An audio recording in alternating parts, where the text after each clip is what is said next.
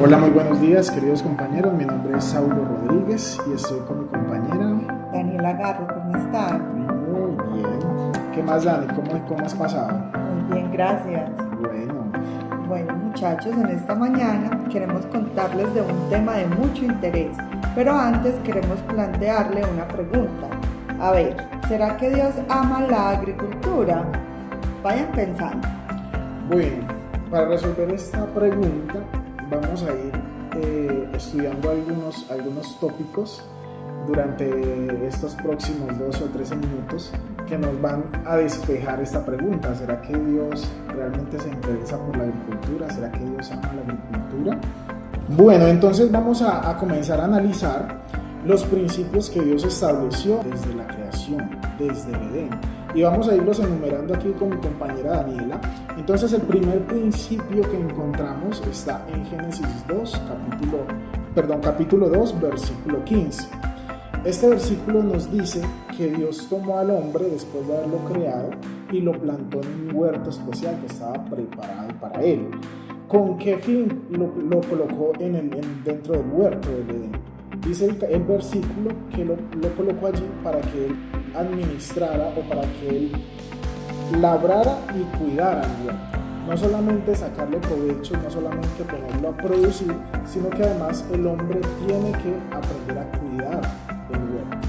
Entonces este principio podemos asociarlo a nuestro tiempo, que es no solamente sacarle el jugo a la tierra, sino que también hay que cuidar de esa tierra.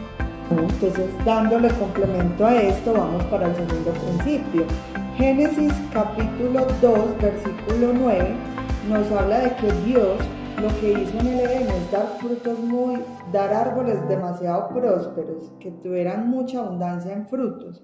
Entonces, destaca la abundancia y la diversidad de los recursos naturales que Dios ha proporcionado para el ser humano. No solo eso, los agricultores deben de trabajar de manera que aproveche y respete esta diversidad con el entorno y la creación, teniendo una buena conexión con la naturaleza. Bueno, dejando esto ya claro, podemos pasar al tercer principio, que es Génesis capítulo 3, versículo 17. A ver, Dios le cuenta a Adán que él debe de aprender a trabajar la tierra. Quiere decir, tiene que ser como un mayordomo, dándole el principio a la mayordomía para aprender a administrar la tierra. Si Adán no aprendía a trabajar la tierra, si Adán no aprendía a cuidar la tierra, a conectarse con la tierra, no iba a ser una tierra próspera, todo se iba a acabar. Quiere decir, si él no la trabajaba de tal manera que pudiera producir la naturaleza, iba a tener que comer espinas y cardos el resto de la vida. Entonces, por eso Dios dice: yo te doy esta tierra tan próspera, pero si tú no la cuidas, si no la trabajas, no vas a tener cómo comer el resto de tu vida. Y eso es lo que vemos en la actualidad. Y además, Dani, seguimos con el siguiente principio. Mira que Dios no solamente le da una tierra próspera, no solamente le dice que debe ser mayordomo, sino que le da también algunas pautas. Por ejemplo, en Génesis capítulo 8, 22 nos habla acerca de los ciclos de la cosecha, ¿sí? Entonces allí vemos cómo Dios plantea que hay climas en los que se deben sembrar algunas cosas, hay tiempos para las cosechas, hay estaciones que Dios estableció también en algunas tierras. Nosotros somos privilegiados porque en Colombia no hay estaciones, pero hay pisos térmicos y eso facilita de que podamos sembrar cualquier cantidad de producto, por ejemplo. Bueno, Dani, mira que además Dios es muy sabio porque no solamente estableció principios en el Edén para que el hombre pudiera llevar a cabo esta labor de administrador, sino que también nos da como un llamado de atención a nosotros para este tiempo. Por ejemplo, hay una escritora que se llama Ellen G. White y ella escribió un libro que se llama La Educación. En este libro ella resalta la importancia de tener como ese contacto con la naturaleza, ¿sí? Entonces plantea los beneficios que tiene trabajar en una granja, trabajar en el campo, y lo asocia no solamente a la parte física, con la salud de la parte física, sino también con la parte espiritual, la parte mental. Entonces podemos ver que Dios es un Dios que piensa en todo.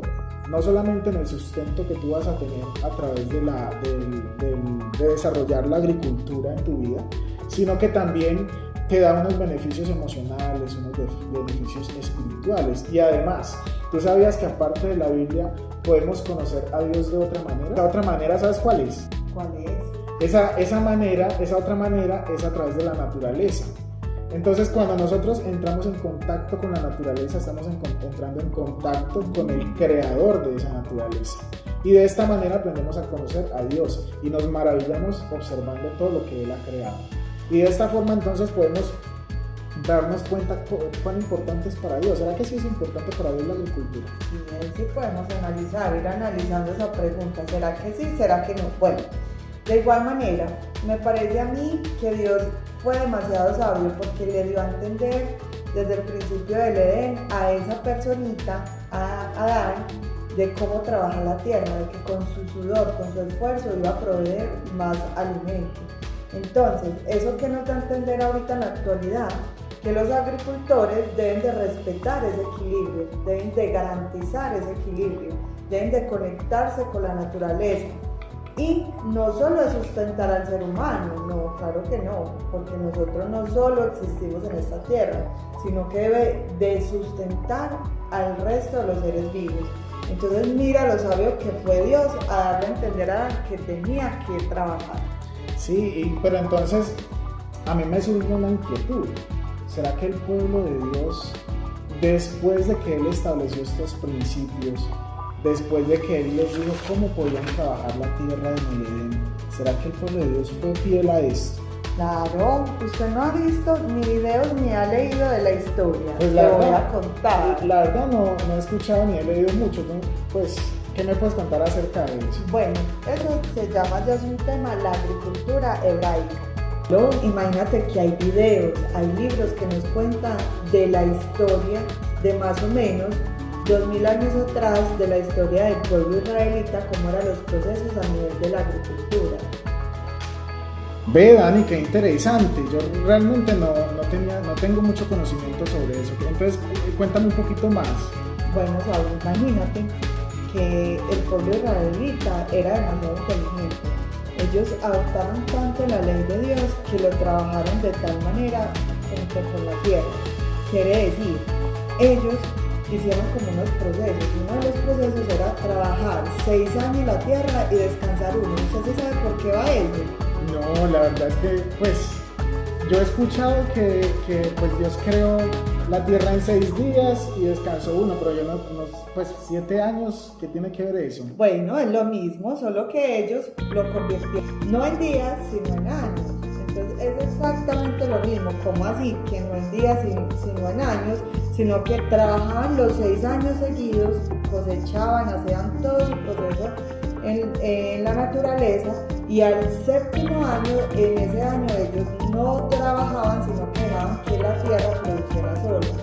Entonces ya ellos aprovechaban de lo que la tierra producía sola y aprovechaban eso. Oye, Dani, pero entonces me surge una incógnita, porque yo he escuchado que eso por allá es como una tierra muy reseca, como muy árida. Entonces, ¿qué estrategias utilizaban ellos o qué cultivos pues producían? Imagínate, Saúl, muy interesante tu pregunta. Ellos manejan un sistema de irrigación. Ellos, como la tierra era tan seca, manejaban un sistema de irrigación a nivel de un medio de manantiales. Quiere decir, donde ellos veían que había un manantial, formaban una especie de estanque, que después lo abrían por medio de una llave y hacían canaletas, en las cuales llegaban hasta el punto de la tierra donde iban a hacer su cosecha. Entonces ellos abrían la llave y recorría el agua por medio de la canaleta, y luego cuando llegaban al punto que quería ser irrigado, abría la canaleta. Entonces lo que hacía era humedecer la tierra y prosperar la cosecha. Ese era uno de los medios de la irrigación que ellos tenían. Ahorita en la actualidad ellos lo están manejando por el medio de gota a gota, que es que sacan el agua del medio de un río, y por medio de lluvia almacenan el agua por medio de lluvia, y aprovechan esa agüita para irrigar las cosechas. Pero muy interesante. Y entonces en la parte de los cultivos, porque yo me imagino que pues aquí en Colombia de mucha variedad, ¿sí? Dependiendo pues el nivel del clima, uno puede sembrar diferentes cosas. Incluso hay fincas que tienen diferentes pisos climáticos, entonces se pueden sembrar muchos cultivos. Pero en ese caso, de allá, pues, ¿qué cultivos producían? Bueno, imagínate pues que en el pueblo de Israel fue una de las tierras alabadas por las 7 especies o frutos. A ellos, por ser una tierra realmente seca, que tenían que buscar estrategias de irrigación, le nacían trigo, cebada, viñedos, higueras granadas, olivares de aceite y miel. Entonces imagínate que sí podían tener frutos y semillas. Antes habló que el pueblo israelita era tan agradecido que cada cosecha, cada fruto tenía un símbolo. Por decir, el trigo, ellos el trigo lo veían de una manera de abundancia y agradecían a Dios por eso. Veían, por ejemplo, los viñedos, lo que eran las uvas, ellos veían las uvas de una manera como simbólica en fertilidad, vida eterna y alegría. Es tanto así como tal que Herodes mandó a hacer un símbolo en oro de un viñal, porque significaba tanto la fertilidad, la vida eterna y la alegría que él lo quería tener simbolizado para él. Los olivares, aparte de que sacaban aceite de oliva, que era el aceite más extra virgen que podían sacar, era tan especial este aceite que era utilizado para ungir a los reyes y a los profetas. Imagínate, Saulo. Pero muy interesante porque sí. Cuando uno lee la Biblia, uno ve que el aceite está como presente en muchas cosas y ahora uno se puede dar cuenta porque es que era uno de los 7 frutos pues, especiales del pueblo, ¿no? No, y hablemos de la granada. Imagínate que los granados, una sola granada contiene por dentro 613 semillas. Imagínate qué abundancia es eso. Caramba. Qué fertilidad da eso. Entonces el pueblo israelita lo que hacía era, aparte de agradecer, simbolizar cada fruto especial que Dios les dio a ellos. Bueno, Dani, después de haber como leído y que tú nos instruiste un poco sobre los cultivos que manejaba el pueblo hebraico, retomemos la pregunta del principio. ¿Te acuerdas cuál era? Sí, claro. Dios ama la agricultura, ¿cierto? Era esa. Ajá, entonces mira que Dios se preocupó por proporcionar un mundo donde hay abundancia en todo aspecto. Hay abundancia en frutos, hay abundancia en árboles, hay abundancia en animales. Y además de eso establece unos principios para que el hombre sepa cómo administrar todos esos recursos. Entonces, y además de eso, mira que depende de nosotros. Si el pueblo hebraico no hubiera obedecido a esos principios, muy probablemente no hubiera sido tan próspero como lo es hoy.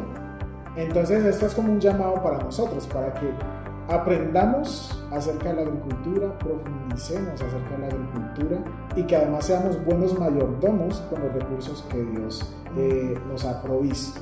Qué interesante este tema, ¿cierto, Dani? Entonces, ¿qué respuesta le vamos a dar? No, pues yo creo que Dios sí se interesa por la agricultura. Dios ama la agricultura. Dios ama la agricultura y quiere que nosotros, los seres humanos, la amemos tanto como Él por medio de las conexiones. Acuérdate que con Dios nos podemos conectar por medio de la naturaleza. Así es. Qué bueno, Dani. No, Saulo, muchas gracias por estar aquí en este canal. No, gracias a ti.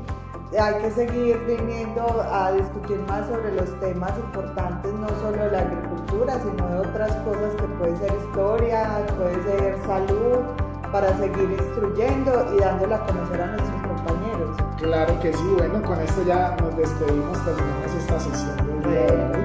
Hasta luego. Que tengas un buen día. Igualmente.